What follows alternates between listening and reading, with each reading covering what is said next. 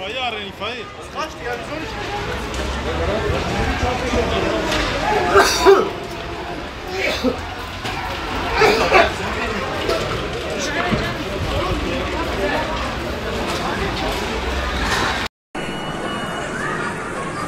Değerli arkadaşlar, şu an maalesef Küçükçekmece Kanarya Mahallesi Şahin Caddesi'nde tekstil atölyelerinin bulunduğu bir iş merkezinde iş merkezinin çatısında başlayan yangın gittikçe büyüyor ve maalesef yaklaşık 10 dakika oldu, daha müdahale yok şimdilik.